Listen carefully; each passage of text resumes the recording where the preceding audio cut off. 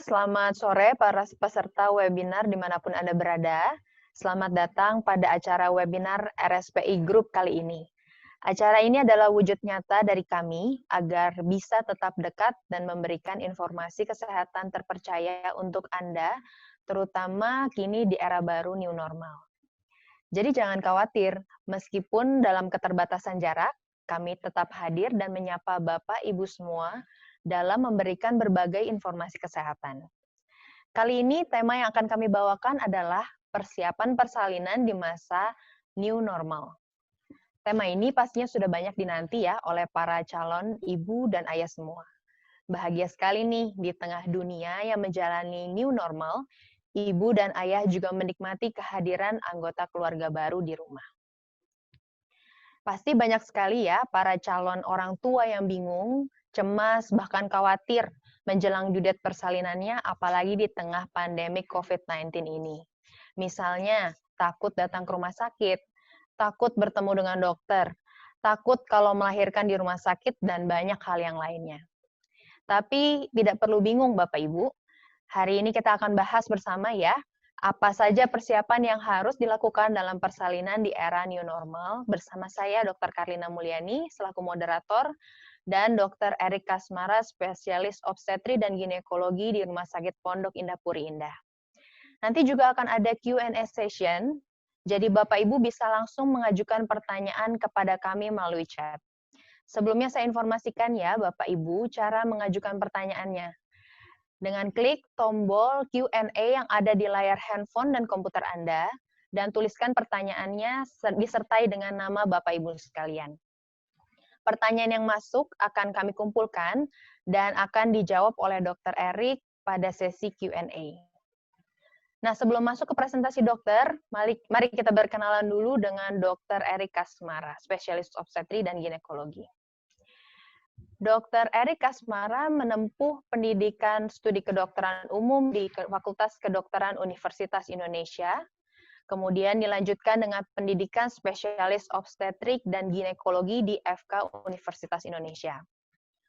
Dr. Erik juga sempat menjalani training, yaitu training surgical and non-surgical vagina rejuvenation di Dubai, Alarm Perhimpunan Obstetrik dan Ginekologi Indonesia, POGI Palembang Indonesia, kontrasepsi dalam rahim plus hormon di Mirena Academy Jakarta, Advanced Gynecological Surgery Skill di Denpasar, Bali, kolposkopi di Universitas Indonesia Jakarta, manajemen lesi pra-cancer cervix female cancer program di Bogor, Indonesia. Nah, untuk mempersingkat waktu, kita langsung saja mendengarkan materi yang akan dibawakan oleh Dr. Erik. Untuk waktu dan tempat kami persilahkan ya, Dok.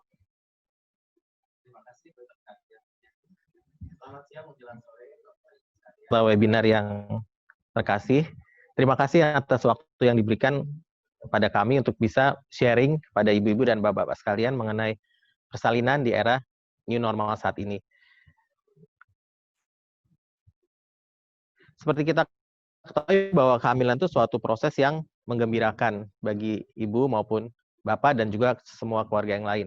Karena kita menantikan akan hadirnya buah hati yang sudah didambakan. Dan kita tahu bahwa kehamilan itu memiliki beberapa fase, seperti yang ibu sudah alami sekarang. Ada yang fase disebut trimester pertama, ada yang trimester kedua, dan trimester ketiga. Jadi di setiap trimester itu ada beberapa gejala yang dapat dialami oleh ibu-ibu sekalian. Contohnya seperti trimester pertama, sering merasa letih ya atau mungkin rasa seperti gerah ya, dan tentunya morning sickness ya yang suka mengganggu. Kalau sekarang trennya ibu-ibu mualnya sukanya di malam ya, jadi saya suka bercanda bilangnya night sickness ya, karena kalau pagi mungkin sibuk, malam baru mulai terasa mual.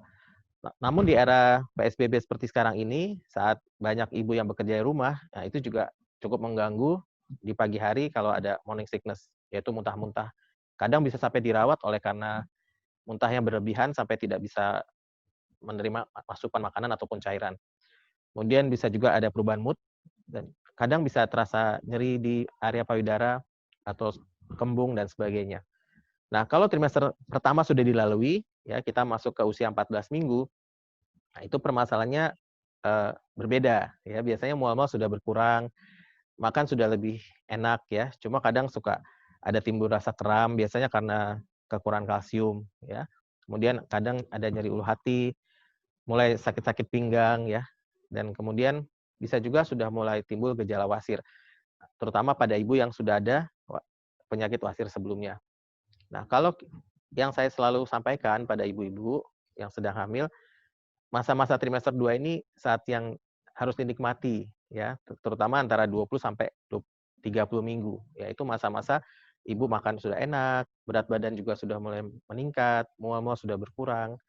Nah, setelah masuk trimester 3, yaitu di atas 28 minggu, mulai keluhannya ada lagi ya, karena rahim itu sudah besar, seringkali rasanya seperti berat, kemudian rasa seperti sesak ya karena ada penekanan dari diafragma karena rahimnya itu membesar. Kemudian kadang bisa ada bengkak pada tungkai, kedua tungkai. Seringkali juga sudah sering lelah ya, jalan sedikit udah capek, mesti cari tempat duduk. Napas pendek-pendek seperti tadi saya sudah jelaskan. Kemudian bisa juga ibu mengalami kontraksi palsu yang disebut Braxton Hicks. Ya, nanti akan kita bahas mengenai kontraksi. Nah, setelah ibu berhasil melewati trimester 3, tentunya proses persalinan yang merupakan puncak ya, klimaksnya dari seluruh proses kehamilan. Ya, jadi nanti ibu akan menjalani suatu persalinan yang akan diakhiri dengan lahirnya bayi ibu yang sehat dan ibu yang sehat. Tentunya itu yang kita harapkan. Nah, bagaimana tentang gizi? Ya, untuk selama kehamilan memang gizi diperlukan untuk meningkatkan pertumbuhan dari janin yang ibu kandung. Nah, tentunya di masa new normal ini sebenarnya tidak ada bedanya dengan masa sebelum era pandemi COVID-19. Kita juga harus tetap menerima masukan yang makanan yang baik ya, termasuk asupan gizi yang seimbang, mencakup 4 sehat 5 sempurna ya. Jadi perhatikan sumber makanan utama, yaitu harus ada karbohidrat, protein, dan juga lemak ya. Mungkin kurangi yang lemak tak jenuh. Kemudian juga serat, termasuk sayur dan buah-buahan. Susu juga diperlukan ya, susu untuk meningkatkan intake dari kalsium. Nah, susu sebaiknya kalau untuk susu yang produk dari sapi karena yang mengandung kalsium, seringkali ibu hamil bertanya, susu kacang boleh nggak? Ya boleh-boleh aja, cuma susu kacang itu protein nabati ya. Jadi kalau untuk kalsium lebih baik susu sapi. Yogurt juga boleh, keju juga menjadi sumber kalsium yang baik buat ibu-ibu. Jangan lupa minum. Ya, seringkali ibu yang hamil trimester 3, ya tadi saya belum bahas juga, seringkali ibunya merasa sering kebelet pipis ya. Karena kandung kencing itu letaknya di depan rahim, sehingga kalau sudah rahim itu membesar, kapasitasnya jadi sedikit. Biasanya mungkin kita 200-300 cc baru ada rangsangan untuk berkemih. Ini mungkin ibu baru 100 cc udah kebelet, ya udah ada rangsangan berkemih. Jadi seringkali ibu-ibu tuh sering buang air kecil. Kadang 1 jam sekali harus ke toilet. Nah, seringkali tanpa disadari dia jadi mengurangi minum. Itu sering yang saya alami pada ibu-ibu hamil. Terutama yang bekerja di kantor. Kadang ada yang kantornya di lantai 3, WC-nya di lantai 3 nggak ada gitu. Dia harus turun tangga untuk ke WC. Jadi kadang dia secara tanpa disadari dia ngurangin minum. Jadi saya selalu pesankan ibu bawa botol yang bisa ditakar. Jadi 1 hari itu minumnya harus minimal 2 liter. Ya, jadi harus cukup minumnya. Kemudian juga asupan garam beriodium juga penting. Nah, untuk makan di luar itu juga sebaiknya dikurangi jajan-jajanan, takutnya tidak hygiene ya, tidak sehat, dan juga mungkin kesegarannya juga kita tidak bisa yakin ya. Nah, sebaiknya kalau ibu punya waktu, apalagi di era WFH ini, ibu bisa belajar masak ya untuk mendapatkan makanan yang sehat. Baik. Nah, kita lanjut, tadi saya sudah singgung sedikit mengenai vitamin. Di sini ada beberapa contoh vitamin, ada vitamin B6 ya untuk membantu kelangsungan sistem saraf kita ya. Sumbernya dari kacang-kacangan, hati, gandum. Kemudian serat. Ya, biasanya ibu hamil juga sering mengalami sembelit, terutama trimester 3 ya. Pertama karena tadi dehidrasi, karena kurang minum. Kemudian seperti tadi karena rahim itu makin besar, dia mendesak usus juga ya, sehingga usus tuh agak mengalah ya ke belakang dan ke samping, jadi kadang suka ada rangsangan, sering ada rasa sembelit ya. Kemudian juga peristaltiknya juga agak sedikit berkurang. Nah, utamakan serat dari sayuran dan buah-buahan. Vitamin C juga baik untuk membantu penyerapan zat besi karena biasanya dalam kehamilan ibu mendapatkan zat besi dan juga dia berfungsi sebagai antioksidan. Ya kalau ditanya vitamin C merek apa dok gitu ya, saya suka ditanya merek apa aja ya. Jadi vitamin C nggak masalah dan vitamin C itu juga sumbernya juga banyak dari buah-buahan ya seperti jambu, jeruk, tomat, nanas dan sebagainya. Atau bisa juga dari suplemen ya. Kemudian zinc ya, zinc untuk membantu metabolisme dan kekebalan tubuh juga bisa untuk mengurangi risiko bibir sumbing pada janin dan itu dapatkan dari kacang-kacangan ya, daging sapi, telur. Kemudian juga yodium yang seperti saya bilang tadi, sumbernya dari garam dapur, kemudian produk laut ya seperti ikan dan udang. Nah, bagaimana dengan olahraga? Ya, sebenarnya olahraga ini juga penting untuk ibu hamil dan sebetulnya istilah olahraga itu harus kita perjelas lagi ya. Biasanya kita pakai istilah physical activity atau aktivitas fisik. Ya karena saya seringkali ditanya juga olahraga, ibu olahraga nggak? Udah dok, olahraganya apa? Catur gitu ya misalnya. Ya padahal catur itu kan bukan aktivitas fisik ya. Jadi kita harus harus pastikan bahwa ibu ini ada pergerakan ya supaya meningkatkan sirkulasi darah ya, kemudian tubuh juga menjadi lebih fit. Ya boleh jalan pagi, kemudian berenang ya, berenang juga aman untuk ibu hamil, apalagi tubuh ibu yang berat itu nanti akan disangga oleh air ya, sehingga ibunya merasa lebih enteng ya. Kemudian juga boleh yoga dan senam hamil. Sekarang juga banyak senam hamil yang online ya, karena di era keterbatasan seperti sekarang kita menghindari orang berkumpul, jadi biasanya ibu-ibu melakukan sendiri online di rumah. Nah, jangan lupa kalau keluar rumah gunakan masker dan jemur pagi juga cukup baik ya karena untuk meningkatkan produksi dari vitamin D ya karena vitamin D itu dibentuknya di bawah kulit namun harus ada bantuan sinar ultraviolet untuk mengubah provitamin D menjadi vitamin D. Ya, ia boleh minimal 15 menit di pagi hari. Nah, tadi sudah saya jelaskan mengenai kontraksi yang akan ibu alami. Jadi nanti pada saat trimester ketiga biasanya bisa dimulai dari 20 minggu ya. Akan ada namanya kontraksi Braxton Hicks ya atau kontraksi palsu. Nah, bedanya dengan kontraksi sejati nanti akan kita pelajari. Jadi kalau di kontraksi palsu itu kontraksi rahim yang tidak teratur dan dia tidak memicu persalinan, tidak memicu persalinan. Jadi hanya false, kita bilang false ya. Nah, seringkali ibu-ibu bilang, "Dok, kok saya suka kenceng-kenceng? Jangan-jangan udah mau lahir." Tapi ternyata itu kontraksi palsu. Ya, nah, ciri-cirinya biasanya kalau kontraksi palsu dia tidak teratur. Ya, kadang-kadang bisa terjadi kalau ibunya capean ya. Dehidrasi juga bisa membuat kontraksi. Seperti tadi saya bilang, jadi kalau ibunya kurang minum, itu bisa memicu dehidrasi, bisa memicu kontraksi. Karena biasanya rahim itu jadi lebih sensitif kalau terjadi dehidrasi. Terjadinya juga scattered, kadang bisa pagi, ya kadang malam, nggak tentu. Kadang bisa sehari bisa hanya sekali, kadang 2 kali, kadang bisa lebih. Jadi sering-sering kontraksi. Nah, biasanya kalau terjadi, ibu disarankan untuk beristirahat. Biasanya dia hilang dengan istirahat kalau kontraksi palsu. Dan dia juga singkat, berlangsungnya sekitar 20 detik ya, cuma kadang-kadang ada yang sampai 2 menit, ya bahkan lebih. Nah, ciri yang lain adalah dia tanpa nyeri. Jadi kalau ibu-ibu tanya, "Kontraksi itu gimana sih, Dok?" Gitu ya. Nah, bayangkan ibu kalau angkat barbel gitu ya, di otot bisepsnya, nah itu dipegang kan keras. Nah, seperti itu tapi adanya di perut, ya. Jadi dan seringkali perutnya itu jadi membulat, mengeras, dan biasanya orang lain bisa memegang juga, ya misalnya suami disuruh pegang, "Ini saya lagi kontraksi," gitu ya. Nah, seperti itu. Nah, biasanya mulainya dari bagian fundus atau bagian puncak rahim, kemudian bisa juga menyebar ke seluruh rahim ya, sampai ke bawah. Itu yang namanya kontraksi palsu. Dia bisa timbul sudah mulai di atas 20 minggu. Nah, kalau kontraksi sejati, itu kontraksi yang terjadi menjelang persalinan. Nah, biasanya timbul sekitar 37 minggu ke atas. Namun, pada beberapa kasus ada juga yang timbul lebih cepat, ya, sehingga terjadilah persalinan yang disebut persalinan preterm, ya, sehingga masih di bawah term, ya. Term itu artinya persalinan cukup bulan, yaitu di atas 37 minggu. Ciri-cirinya adalah dia munculnya teratur dengan interval yang seringkali terjadinya ada interval, misalnya 15 menit sekali, setiap 15 menit timbul kontraksi, 15 menit timbul kontraksi. Lalu 10 menit, ya makin lama makin makin pendek intervalnya. Dan kontraksinya juga tidak hilang kalau ibunya beristirahat atau ngubah posisi, dia nggak hilang, tetap ada. Ya, selama durasinya itu dia tetap ada. Bahkan bisa sampai 1 menit atau bahkan lebih dari 1 menit. Nah, bedanya dengan kontraksi palsu tadi, ibunya terasa nyeri, ya ada nyeri, dan biasanya nyerinya juga dirasakan di bagian pinggang. Jadi kata ibunya, kok pinggangnya sakit gitu ya.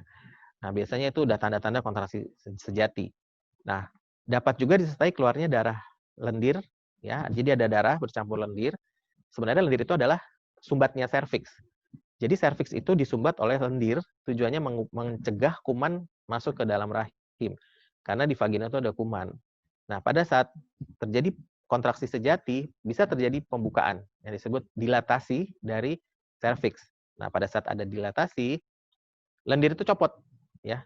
Pluk copot seperti kalau saya gambarkan seperti lem sagu, ya. Kalau dulu kecil saya pernah prakarya bikin lem sagu gitu ya, sagu dimasak. Nah, seperti gitu ya Bu ya. Jadi agak lengket-lengket, tapi kok dipegang lembek gitu ya. Nah, dan karena ada pembukaan itu kadang kapiler di serviksnya ikut pecah sehingga keluar darah juga ya, sehingga darah itu bercampur lendir.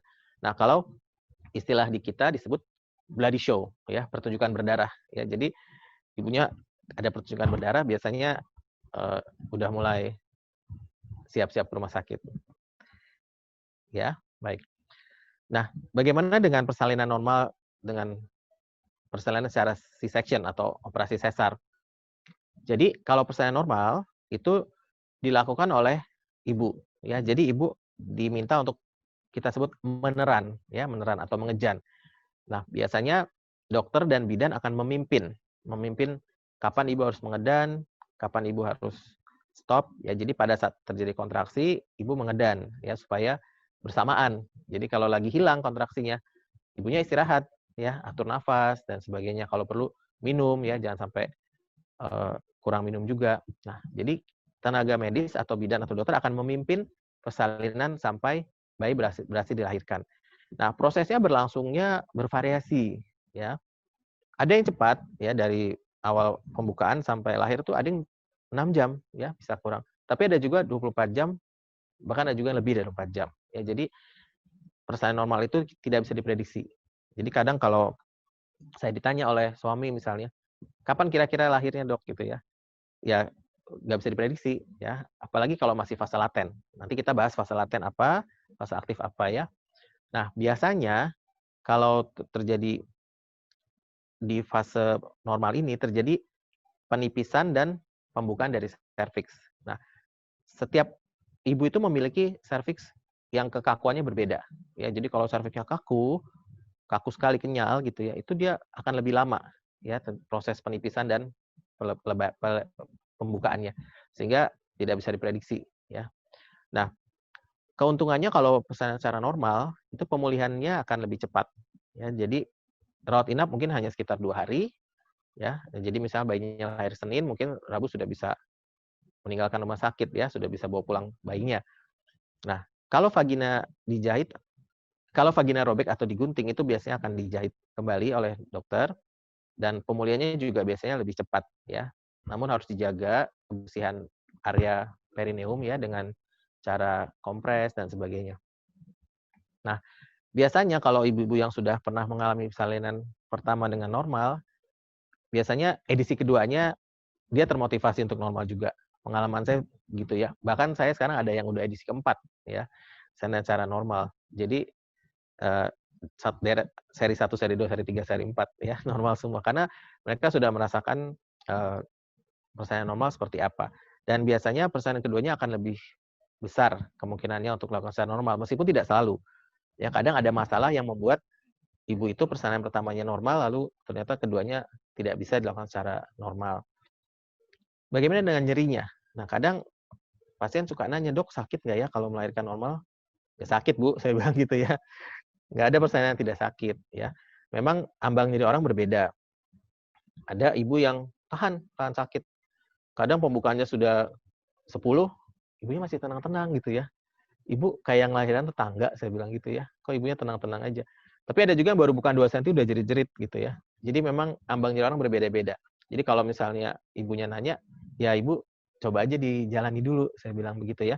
Dan kalau misalnya ibu nggak tahan dengan nyeri, kita bisa ada yang namanya painless labor ya, dengan memberikan epidural ya, untuk mengurangi intensitas nyeri tersebut ya.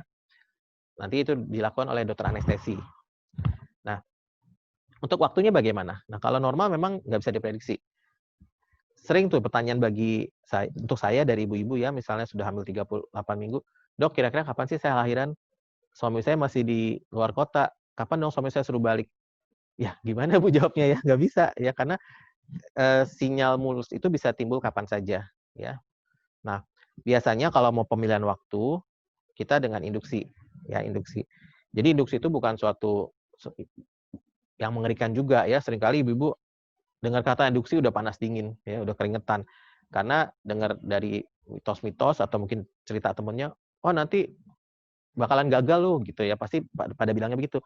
Sekarang banyak yang induksi berhasil juga ya kan. Nah, ibu mesti tanya sama orang yang berhasil ya, sehingga input dari mereka tuh positif. Ya, kadang ada yang diperlukan induksi, misalnya kepala bayinya udah besar, sudah melewati batas perkiraan rongga panggul, sehingga harus kita rangsang supaya lahir. Karena kalau nunggu sampai mulai sampai 40 minggu, sudah nggak bisa lewat lagi kepalanya. Ya, atau kadang ada yang ketuban pecah, sedangkan belum masuk proses persalinan, itu kita harus induksi. Nah, kadang ada juga yang ingin sama tanggal lahirnya dengan ayahnya ya, atau dengan opa omanya. Saya sering juga dapat yang ulang tahun anaknya sama papinya gitu ya. Nah, itu biasanya kita induksi kalau mulai normal. Jadi bisa dilakukan.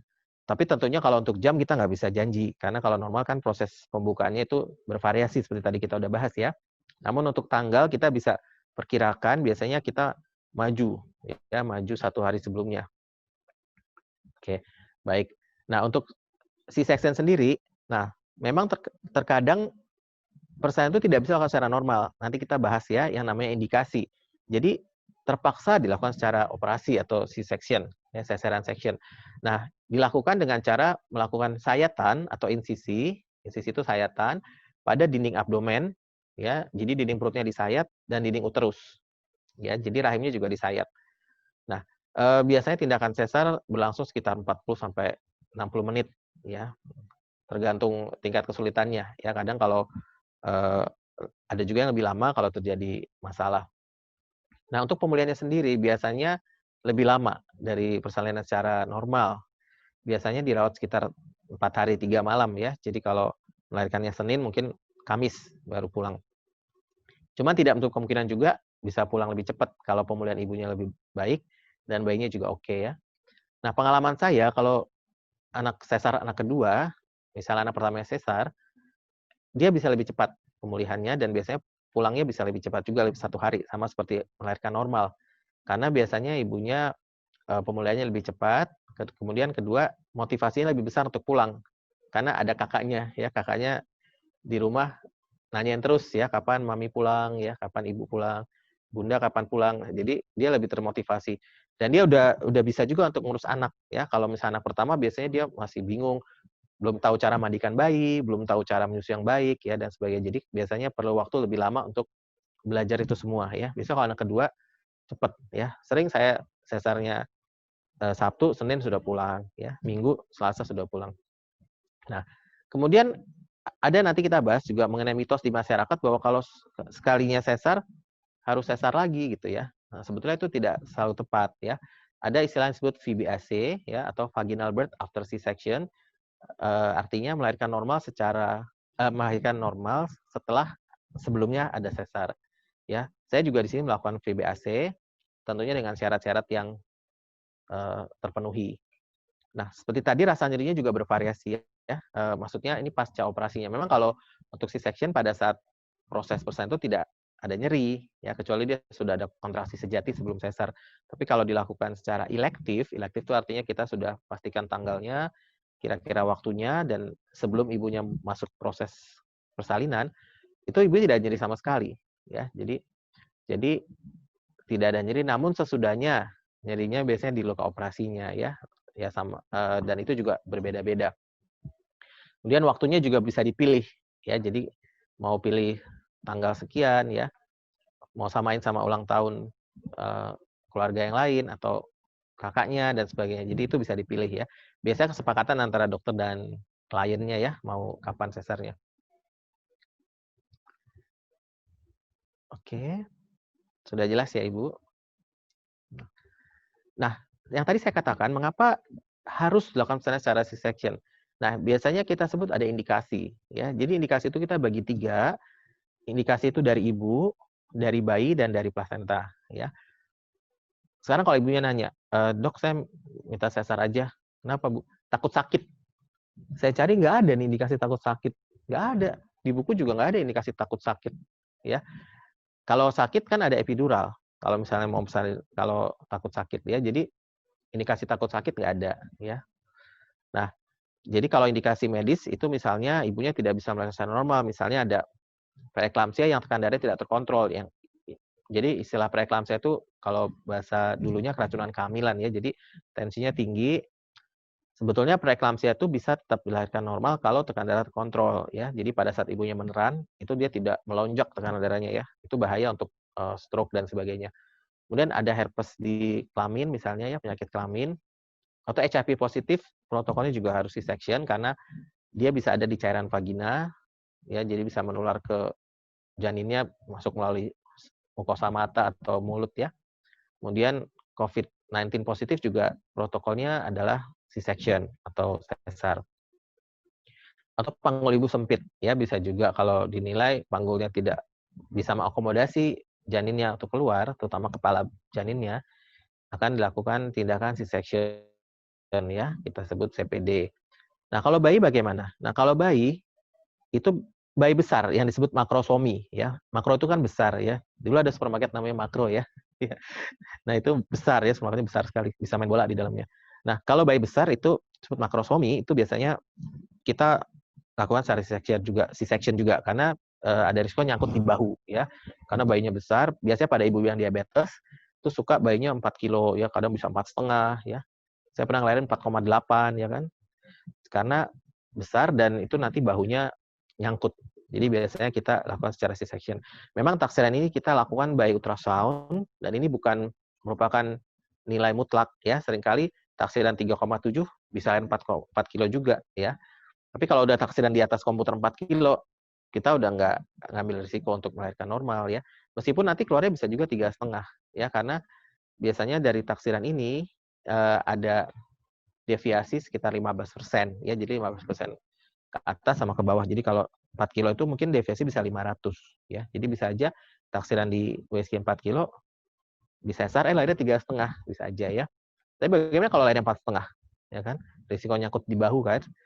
Jadi biasa kita lakukan secara C-section. Kemudian kalau janin prestasi bokong. Presentasi itu adalah bagian yang terbawah dari janin. Jadi kalau janin kepalanya di bawah kita sebut prestasi kepala, kalau bokong kita sebut prestasi bokong atau istilahnya sungsang ya. Jadi kalau anaknya sungsang kalau lahir nanti namanya pandu. Kalau laki-laki ya. Pantat duluan ya, pandu. Maaf ya kalau namanya pandu. Bercanda. Kalau perempuan pandu winata ya. Nah, kalau untuk diameter kepala yang tadi saya bilang, kalau diameter kepala janinnya itu melebihi kapasitas panggul, itu kita sebut disproporsi kepala panggul. Jadi ada ketidakseimbangan antara kepala bisa dari panggul, sehingga persalinan juga dilakukan secara seksio cesarea.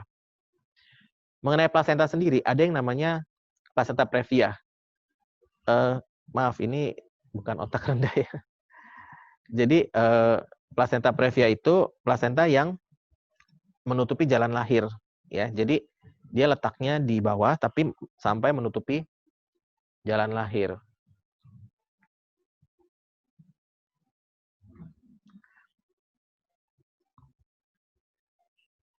Ini. Ya, maaf ya, sedikit koreksi. Ya, jadi plasenta previa itu dia menutupi jalan lahir. Ada yang namanya totalis, kalau dia total menutup jalan lahir. Ada juga yang parsial, ya. Ada juga yang lateral, ya. Kalau lateral itu dia persis atau marginal, ya. Kaum marginal itu kan kaum pinggiran. Jadi dia ada di pinggir sekali dari mulut rahim. Jadi plasenta previa marginal parsial sama total. Nah, kalau itu udah nggak ada cerita, saya normal udah mutlak lakukan C-section. Nah, kalau plasenta rendah itu biasanya ujung plasenta itu di bawah 5 cm dari mulut rahim. Jadi itu juga dilakukan secara C-section. Nah, ini kalau untuk tahap persalin normal, kita bagi menjadi kala 1, kala 2, dan kala 3. Ya. Sebenarnya ada kala 4 yang disebut recovery. Ya. Nah, untuk kala 1 kita bagi menjadi fase laten dan fase aktif. Ya. Nanti kita bahas. Nah, kalau untuk fase laten itu definisinya mulai pembukaan mulut rahim 1 sampai 3 cm. Ya.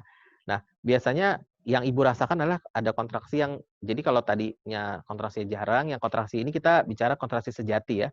Kok makin kuat, makin teratur, ya setiap 5 menit, kadang durasinya juga udah mulai lama ya, bisa sampai 45 detik.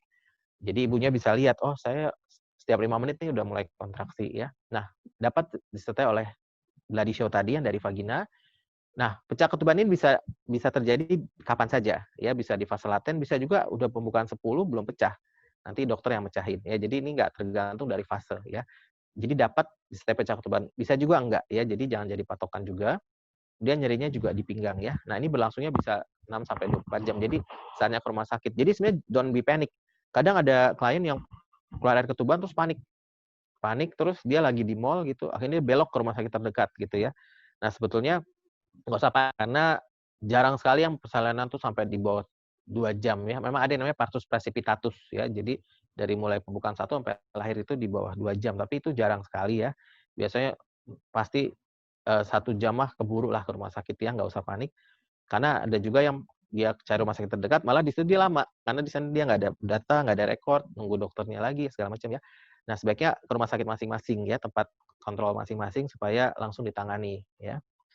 Nah, bagaimana dengan fase aktif? Kalau sudah bukan 4 cm, kita sudah masuk fase aktif. Nah, biasanya kalau untuk hamil pertama yang disebut primigravida, itu dia pembukaan 4 cm itu sampai lengkap ya, sampai 10 cm itu 1 jam 1 cm biasanya, dengan kontraksi yang baik ya. Dan dia juga durasinya sudah setiap 3 menit, bisa sampai 1 menit atau lebih. Pinggangnya udah sakit ya, seringkali minta dielus sama suami gitu ya, padahal nggak ada gunanya juga sih Bu sebenarnya ya. Cuma untuk make ibunya lebih secure aja ya. Biasanya suami kita minta elus-elus pinggang ibunya, meskipun nggak akan ngurangi sakitnya juga ya, tapi ibunya lebih nyaman ya kalau suaminya juga mendukung secara emosional. Nah, bisa berlangsung 2 sampai 6 jam. Jadi kalau dia 1 cm 1 jam, berarti 6 jam sudah bukan 10. Kalau untuk anak kedua dan seterusnya, biasanya lebih cepat. Kalau anak pertama normal ya, sebut multigravida, biasanya 1 jam bisa 2-3 cm. Ya, jadi kalau pembukaannya sudah 4, itu fase aktif. Namun nggak menutup kemungkinan lebih cepat ya. Tadi juga saya ada pasien masuk bukan masuk 12 bukan 6, jam 1 sudah bukan 10. Ya, padahal teorinya kan 1 jam 1 cm, harusnya kan dia 4 jam lagi. Ya, jadi nggak selalu pada anak pertama ya. Jadi nggak selalu, tergantung dari lunak atau tidaknya serviks tadi. Nah, untuk kala 2 kita sebut saat pushing ya. Jadi pushing itu saat ibunya meneran ya. Dari pembukaan lengkap sampai bayinya keluar ya. Ibu merasakan kontraksinya sering sakit ya, semakin sakit dan durasinya bisa 1 menit dan ada sensasi seperti ingin BAB karena kepala janin menekan ke usus, ke rektum atau yang sebelum anus ya, sehingga terasa seperti ingin BAB. Berlangsungnya selama 30 menit sampai 2 jam ya. Nah, kalau fase 3 itu saat plasenta dilahirkan. Nah, biasanya kalau saya suami saya minta untuk motong tali pusat ya, sambil difoto ya. Nah, setelah bayi keluar itu lega ya, lega Ibu, mulasnya berkurang. Mungkin Ibu yang sudah anak kedua udah mengalami ya. Dan Ibu merasa gembira, lega, mungkin kagum juga, ya ampun ini anak hasil produk saya gitu ya, keluar dan sukacita ya bertemu dengan bayi. Nah, ini biasanya berlangsung sekitar 5 sampai 30 menit. Nah, setelah itu kita masuk ke fase recovery ya, biasanya 2 jam dari fase lahir 2 jam. Ibu akan diobservasi di kamar bersalin oleh dokter dan bidan, diukur tanda vital dan sebagainya. Dan bisa diperlukan kompres air dingin pada perineum kalau misalnya kurang nyaman ya, atau bila ada bengkak. Dan bayi boleh ditaruh di dada ibu ya. Selama 2 jam itu silakan biarlah ada bonding dari ibu sama bayi yang disebut inisiasi menyusui dini ya. Jadi IMD itu bukan berarti langsung cekot gitu nangkap putingnya, enggak ya. Dia dengan dia skin to skin contact saja sudah termasuk IMD ya. Jadi pengenalan ibu dan bayinya bonding. Nah, mungkin ada pertanyaan nih, pembukaan tuh berapa sih? Kadang ada klien saya yang bilang, "Dok, kalau bukan 10 tuh berarti 10 jari dokter gini ya," gitu ya. Enggak juga, Bu. Enggak muat 10 jari dokter gini ya. Jadi ini hanya ilustrasi ya, kalau 1 senti itu sekitar sebuah blueberry, kalau 2 senti cherry, kalau Ibu punya lime ya, kalau makan soto Betawi kan suka ada lime slice-nya, di-slice itu kira 4 senti. Kemudian kalau 6 senti itu seperti coklat chips ya. Nah, ini orange juga tergantung orange-nya ya. Ya, Dokter Karlina. Beli yang segede apa orange-nya ya. Nah, kalau bagel tuh kira 10 senti. Jadi 10 senti itu hanya saat serviks itu sudah lengkap kita sebut ya, sudah lengkap. Ini buat membayangkan saja Ibu ya. Nah, bagaimana untuk persiapan persalinan normal? Tentunya asupan gizi tadi sudah dibahas, hindari berada dalam keramaian karena kita nggak tahu bahwa ada yang namanya OTG, orang tanpa gejala, dia mungkin jalan-jalan di mall atau Ibu ke supermarket, meskipun dia pakai masker tapi jaraknya dekat, bisa saja terjadi penularan ya. Kemudian tadi sudah dibahas air putih, ya, olahraga dan sebagainya. Istirahat cukup juga penting ya Ibu ya, karena sekarang sering main medsos gitu kadang-kadang ibunya jadi begadang ya, karena sering update status di medsos. Nah, bagaimana dengan ibu yang positif COVID-19? Nah, biasanya kita ada screening di sini dan bila seandainya ditemukan COVID-19 positif, prosedurnya tentunya dengan seksio cesarea ya, dan kita tidak menganjurkan untuk IMD. Dan biasanya ASI-nya akan diperah ya, akan diberikan melalui botol dan diharapkan ibunya tidak direct breastfeeding karena kalau direct breastfeeding itu sangat risiko menularkan ya.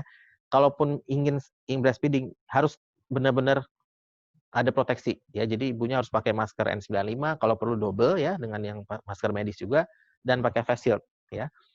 Dan juga kita biasa nggak rawat gabung ya. Jadi bayinya di ruang bayi. Nah, bagaimana untuk kehamilannya aman di era sekarang? Tentunya pola hidup bersih sehatnya tetap harus dilakukan ya. Kita udah sering ya didengarkan setiap hari Dokter Ahmad Yuryanto nggak bosen-bosen ngingetin kita ya. Saya sampai hafal kata-katanya ya, cuci tangan, masker ya, hindari menyentuh bagian wajah, mata, hidung, mulut. Jadi kalau kita bilang joknya, don't touch men ya. Jadi ibu-ibu don't touch men ya. Bukan men suami ya. Kalau suami boleh di touch ya. Men itu mouth, eye, dan nose ya. Jadi don't touch man itu mouth, eye, dan nose ya. Kalau mau menyentuh bagian wajah yang tadi harus cuci tangan dulu. Kemudian lakukan physical distancing, etika batuk juga ya. Seringkali kalau kita batuk, dulu kan kita belum pakai masker ya. Jangan pakai tangan nutupnya ya, karena tangan itu nanti kita pegang barang-barang lain atau pegang handphone ya, pegang orang lain ya, salaman dan sebagainya. Jadi batuknya dengan lengan baju ya, seperti ini karena lengan baju kita kan nggak menyentuh orang atau nggak menyentuh benda lain ya. Nah, kalau sekarang pakai masker ya batuknya di dalam masker. Kalau ada gejala demam batuk pilek segera konsultasi pada dokter. Ya ini sudah menjadi suatu prosedur ya. Nah, kapan harus rumah sakit? Ya bukan 911 tapi 511 ya. Kalau kontraksi sudah 5 menit, durasinya 1 menit dan 1 jam polanya sama ya. 511.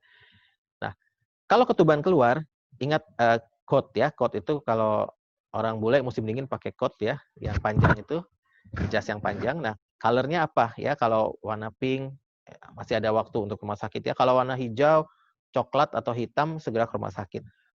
O-nya odor ya, bagaimana baunya? Biasa tuban tuh nggak berbau ya. Mungkin ada bau sedikit seperti bau-bau air kelapa ya.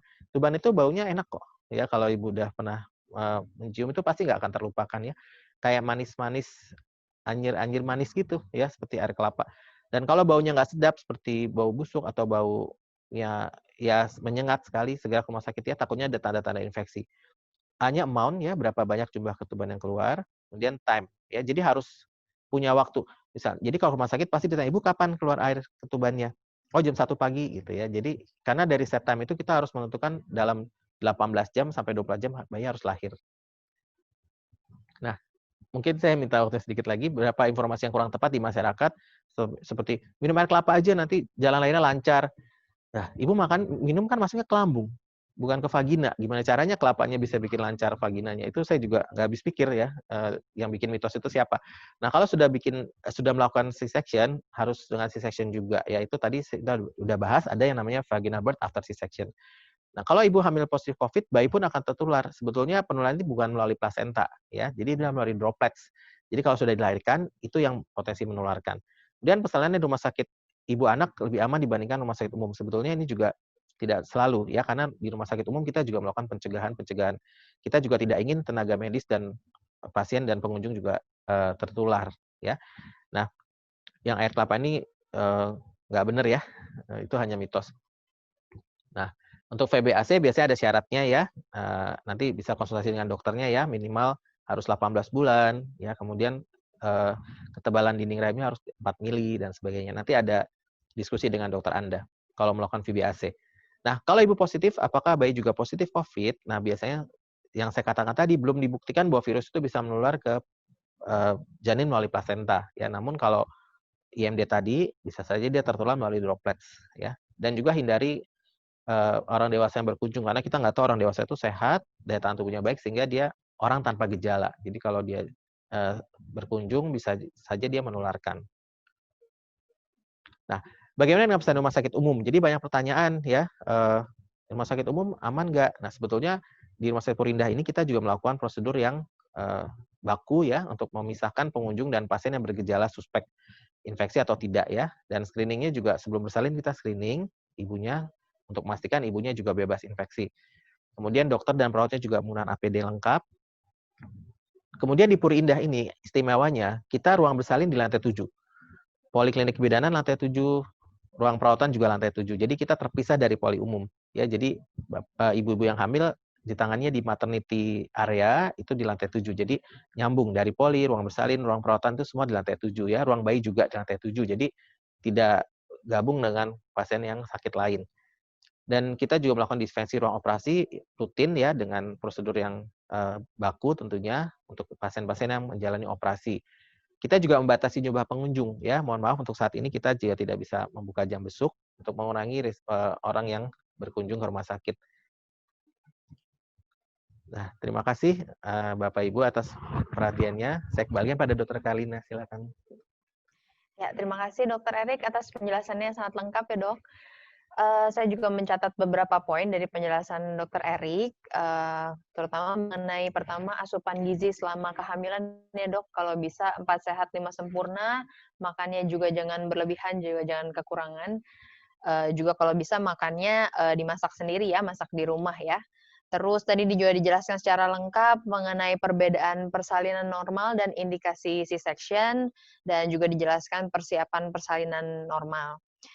Kemudian yang perlu dicatat mungkin ya, kehamilan yang aman terutama di era pandemi COVID-19 ini, pola hidup bersih sehat, yaitu ibu hamil rajin-rajin cuci tangan, pakai masker, physical distancing, dan juga kalau batuk pilek atau demam, jangan ragu-ragu segera konsultasi ke dokter. Baik, mungkin ini sesi yang selanjutnya yang ditunggu-tunggu ya sama peserta, oleh Bapak Ibu sekalian. Mungkin kita langsung saja jawab ya dok ya pertanyaannya satu persatu. Oke. Ini dengan Bapak Gunadi ya? Ya, saya bacakan ya dok ya. Iya, silakan. Dari Bapak Gunadi Sukwarsa, sore dok, kabarnya saat COVID begini susah untuk operasi normal ya? Apakah masih bisa untuk operasi secara normal? Kemudian pertanyaan yang kedua, Audi Fastia Gunanto. Hai Bu Audi. Halo dok, semoga sehat terus ya. Salam dari saya yang waktu itu ditolong dokter Erik nih, pasien dokter ya dok, waktu bulan April lalu saat era pandemi COVID-19. Selamat ya Ibu. Lewat persalinan normal di RSPI Puri Indah ya. Ini testimoni ya dok ya. Iya, terima kasih Ibu. Gimana dok, boleh dijawab dok Iya, mungkin terima pertanyaan kasih Pak ya. Gunadi. Iya, untuk Pak Gunadi terima kasih untuk pertanyaannya. Ini memang sering ditanyakan juga. Namun mungkin kita saya mau meluruskan dulu ya. Maksudnya operasi normal itu apa? Jadi maksudnya mungkin apakah bisa dilakukan dengan operasi atau normal gitu ya? Karena operasi normal agak rancu jadinya ya. Ini karena kalau operasi persalinan normal ya normal. Jadi untuk persalinan normal kita tetap lakukan ya. Jadi memang ada mitos juga di masyarakat. Oh sekarang rumah sakit pada nggak mau melahirkan normal ya, semuanya pada disarankan untuk operasi karena takut menularkan COVID ya. Nah, biasanya itu tidak benar. Jadi kita di sini tetap melakukan persalinan normal ya. Jadi sejak era pandemi Maret kemarin, di sini kita tetap melayani persalinan normal ya. Bahkan ini ada Ibu Audi, terima kasih untuk testimoninya, Ibu. Sehat selalu ya, Ibu. Dan bayinya, dan itu bisa dilakukan dengan normal. Nah, kalau operasi, dengan ada indikasi, kita lakukan juga. Tapi tentunya harus ada indikasi, ya yang tadi seperti sudah dibahas. Lalu kalau operasi kita tetap dilakukan di kamar operasi, ya tentunya juga kamar operasi kita sudah standar. Kita operasinya juga dengan kamar operasi yang ada tekanan negatif, ya sehingga udara itu tidak keluar ya. Jadi sterilitasnya juga terjaga. Jadi mudah-mudahan saya bisa menjawab Pak Gunadi, untuk di Rumah Sakit Guru Pondok Indah kita bisa melakukan pertolongan persalinan secara normal maupun operasi seperti biasa ya. Jadi tidak ada perbedaan yang terlalu signifikan. Bedanya hanya di screeningnya saja. Ya, ada tambahan screening untuk COVID-19. Oke.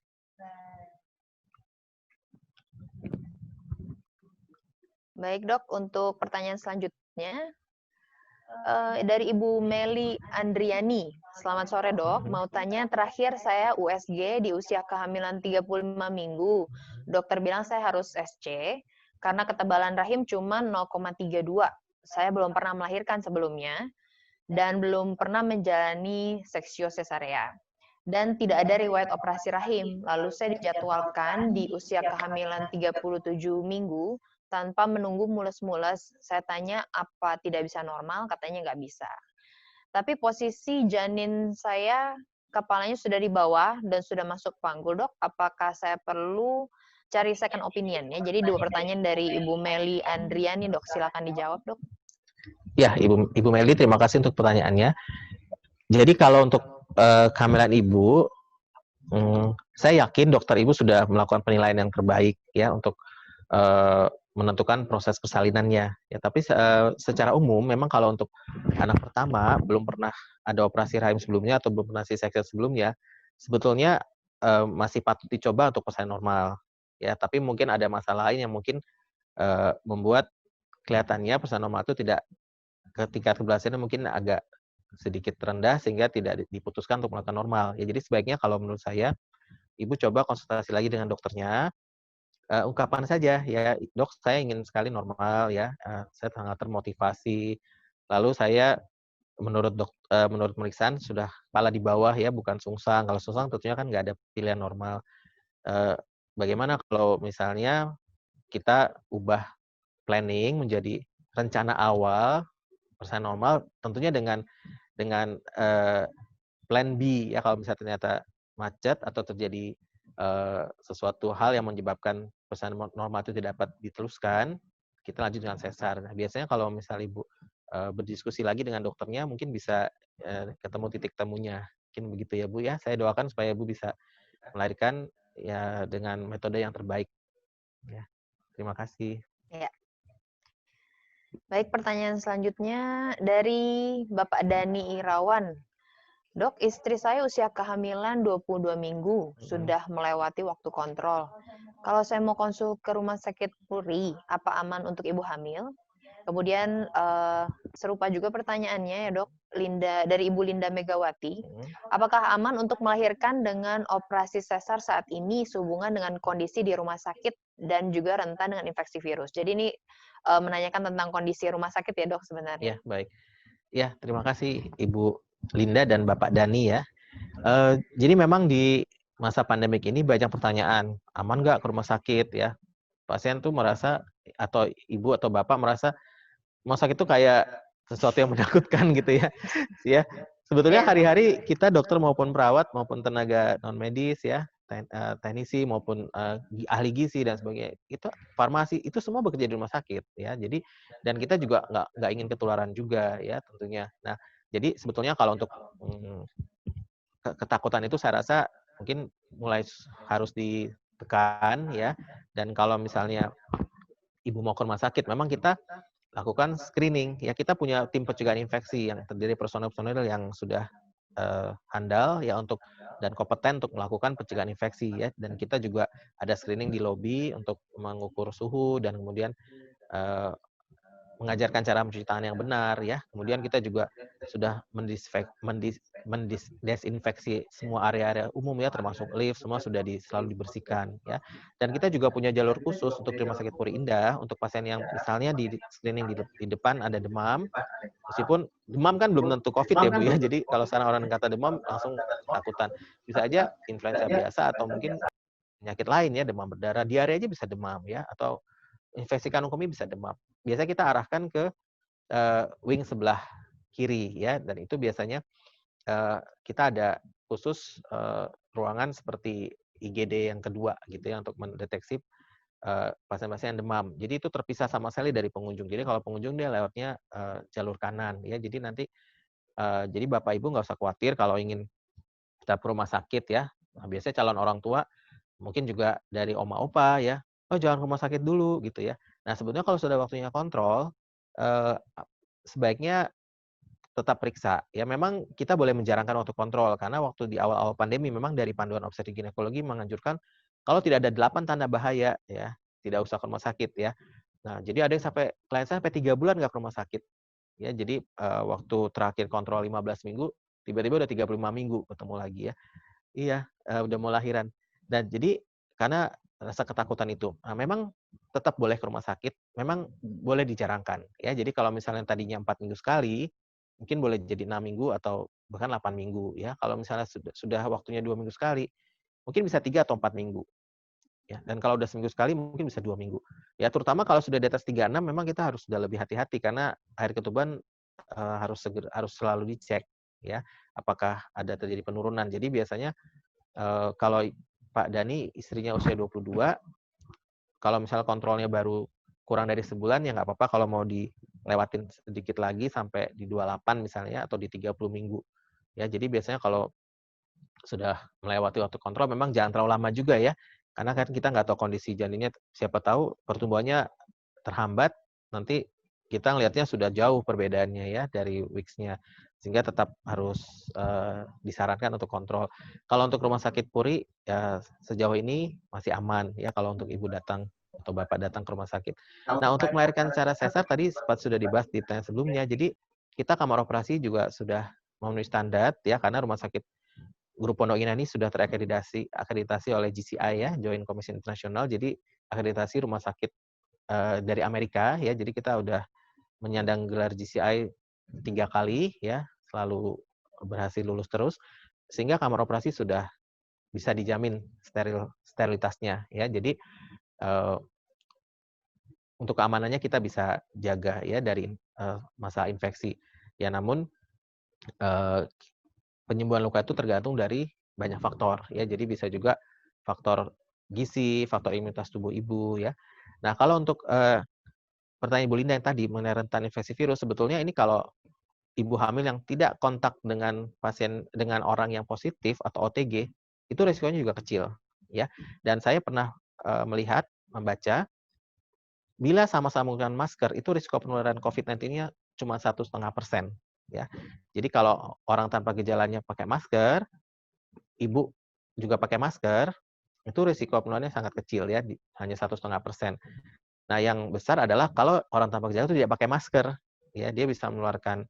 Nah, kalau kita pakai masker, orang tanpa gejala nggak pakai masker, itu penularannya masih lebih mending daripada kita nggak pakai masker, sama-sama nggak pakai masker. Jadi kalau sama nggak pakai masker itu bisa 80%. Tapi kalau yang orang tanpa gejala yang pakai masker, tidak pakai masker, kita pakai masker itu menurun bisa sampai 30%. Tapi kalau dua-duanya pakai masker itu turunnya sangat jauh.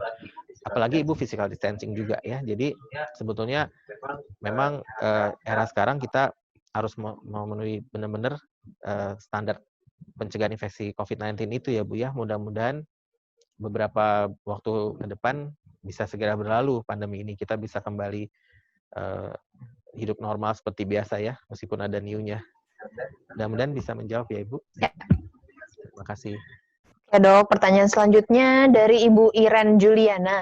Selamat sore Dok, mau Selamat sore, tanya untuk persalinan di RSPI Puri, kan harus swab test dan X-ray toraks.